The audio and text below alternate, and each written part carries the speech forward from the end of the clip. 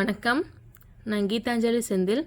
நாம் இப்போது ஹிந்தி ஆல்ஃபபெட்ஸில் பிந்து அப்படிங்கிற அனுஸ்வர் பார்த்துட்டோம்.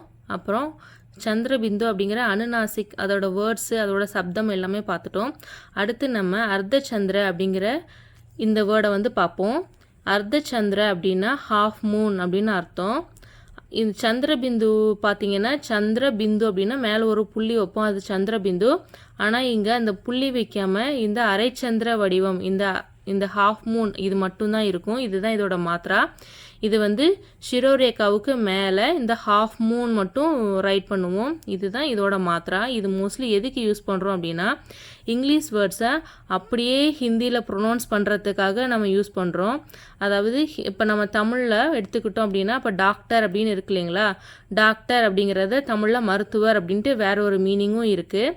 ஆனால் நம்ம தமிழில் எழுதும் போதும் டாக்டர் அப்படின்னு எழுதுகிறோம். இப்போ எக்ஸாம்பிள் இங்கே பாருங்கள். இப்போ இது டா, இந்த காவோட பாதி லெட்டர் இக், டா. நம்ம எப்பயுமே கடைசியில் எந்தவித மாத்திரமும் வரலன்னா புள்ளி வச்சு எழுத்த கன்சிடர் பண்ணிக்கணும். இது ரா, அதனால இர், டாக்டர். அப்போது இது டாக்டர் இங்கிலீஷ் வேர்டு, இது டாக்டர் ஹிந்தி.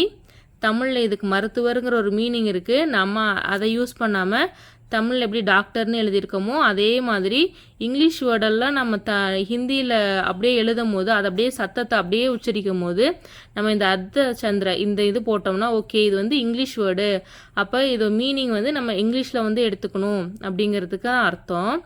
அர்த்தச்சந்திர அப்படின்னா இது மோஸ்ட்லி ஹிந்தி சான்ஸ்கிரிட்லேருந்து தான் மோஸ்ட்லி வந்திருக்கு.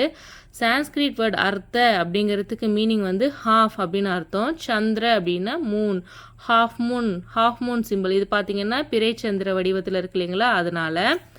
இன்னொரு எக்ஸாம்பிள் பஸ்ஸுன்னா நம்ம தமிழில் பஸ்ஸுன்னு தான் எழுதுகிறோம்.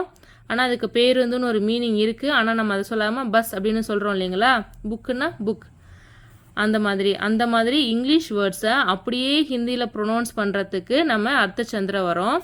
இந்த அர்த்தச்சந்திர சிம்பிள் பார்த்தாலே ஓகே இது ஒரு இங்கிலீஷ் வேர்டை நம்ம அப்படியே ஹிந்தியில் எழுதியிருக்கோம். அப்போ இதோட மீனிங்கை நம்ம இங்கிலீஷில் எடுத்துக்கணும் அப்படின்னு எடுத்துக்கணும். இதில் நம்ம நிறைய வேர்ட்ஸ் எல்லாம் பார்க்கலாம். வேர்ட்ஸ் எல்லாம் பார்த்தோம்னா உங்களுக்கு ஈஸியாக புரிஞ்சிடும். பாருங்கள், இது பால், இது லெட்டர் பா, ஆ மாத்ரா பா.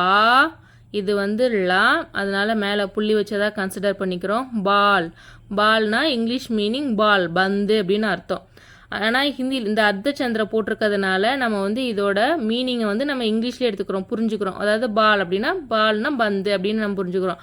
ஆனால் இதே தான் பா, இதே இல் வந்துச்சுன்னா இது ஹிந்தியில் ஹேர், முடின்னு அர்த்தம், முடி. அப்போ பார்த்தீங்களா இதுக்கும் ஓகே இது இந்த அர்த்தச்சந்திர போட்டோம்னா ஓகே இது இங்கிலீஷ் லெட்டர் நம்ம ஹிந்தியில் இப்படி எழுதியிருக்கோம் அப்படின்னு நம்ம புரிஞ்சுக்கிறதுக்காக இந்த அர்த்தச்சந்திர சிம்பிள் யூஸ் பண்ணுறோம்.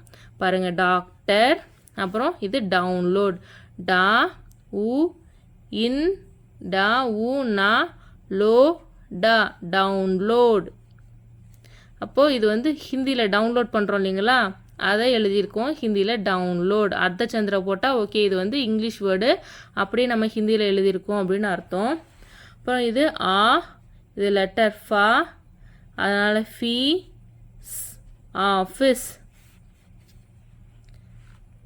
ஆன், ஆ நா, நம்ம இது மாத்திரா வரல அதனால நாக்கு மேலே புள்ளி இருக்கிறதா அர்த்தம், ஆன். அடுத்தது ஹால், லெட்டர் ஹா, ஆ மாத்ரா ஹா, இங்கெல்லாம் புள்ளி இருக்கிறத நம்ம எடுத்துக்கணும். ஹால்னா நம்ம வீட்டில் ஹால் சொல்லுவோம் இல்லைங்களா, அந்த ஹால். ஆஃபர், ஆ ஃப ரா, புள்ளி இருக்கிறதா அர்த்தம் ஆஃபர்னா தள்ளுபடி. வால்யூம், வா, இது ஹாஃப் லெட்டர், இது லாவோட ஹாஃப் லெட்டர். இதை பற்றி நம்ம பின்னாடி ஹாஃப் லெட்டர் படிக்கலாம். யூ மா புள்ளி இருக்கிறதா அர்த்தம் வால்யூம். இங்கே டா கா, டாக், டாக்னா நாய். ஜா பா, ஜாப். டா நா புள்ளி இருக்கிறதா அர்த்தம் டான். ஹா டா புள்ளி இருக்கிறதா அர்த்தம் ஹாட். Coffee, coffee. இங்கே மாத்ரா வந்திருக்கு, அதனால் நம்ம எந்த புள்ளியும் வைக்கல, காஃபி அப்படின்னே படிச்சிடுறோம். இங்கே பார்த்தீங்கன்னா ஜா, இங்கே வந்து லெட்டர் பா, நம்ம மேலே புள்ளி வச்சு படிக்கணும், ஏன்னா எந்த மாத்திராவும் இல்லை, அந்த லெட்டர் அப்படியே வந்திருக்கிறதுனால ஜாப் அப்படின்னு படித்தோம். இங்கே ஹார்ட்டையும் வந்து ஹா டா மேலே புள்ளி வச்சு ஹார்ட்டுன்னு படித்தோம். ஆனால் இங்கே வந்து மாத்திரா வந்திருக்கு, இது வந்து படா ஈக்கி மாத்திரா வந்திருக்கு, அதனால் காஃபி. ஸ்டா பா மேலே புள்ளி வச்சு ஸ்டாப். கா லா மேலே புள்ளி வச்சா கால். லா கா லாக்.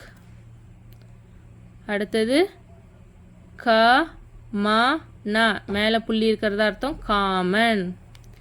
இப்போ உங்களுக்கு புரிஞ்சிருக்கும். சந்திரபிந்து மேலே புள்ளி வரும், அது வந்து பிறை சந்திரன். இது வந்து நிலா மாதிரி போட்டு மேலே ஒரு புள்ளி வந்து அது வந்து சந்திரபிந்து. இது வந்து அர்த்தச்சந்திர அப்படிங்கிறது அப்படின்னா அதுக்கு வந்து ஹாஃப்னு அர்த்தம். இது மோஸ்ட்லி எதுக்கு யூஸ் பண்ணுவாங்க அப்படின்னா இங்கிலீஷ் வேர்ட்ஸை அப்படியே ஹிந்தியில் மீனிங் பண்ணிக்கிறதுக்காக நம்ம வந்து யூஸ் பண்ணுறோம். இந்த அர்த்தச்சந்திர சிம்பிள் வந்தாலே ஓகே இது வந்து ஒரு இங்கிலீஷ் லெட்டர் அப்படின்னு இதை நான் ஹிந்தியில் எழுதியிருக்கோம், இதோட மீனிங்கை வந்து நம்ம இங்கிலீஷில் புரிஞ்சுக்கணும் அப்படிங்கிறதுக்காக இந்த அர்த்தச்சந்திர சிம்பிள் வந்து நம்ம யூஸ் பண்ணியிருக்கோம். இன்னும் அஹா மாத்ரா, அதுக்கப்புறம் ரா ரீ அதெல்லாம் எப்படி யூஸ் பண்ணுறது அப்படின்றத பின்னாடி பார்ப்போம். இது வரைக்கும் ஃபுல்லாக வீடியோ பார்த்ததுக்கு ரொம்ப நன்றி.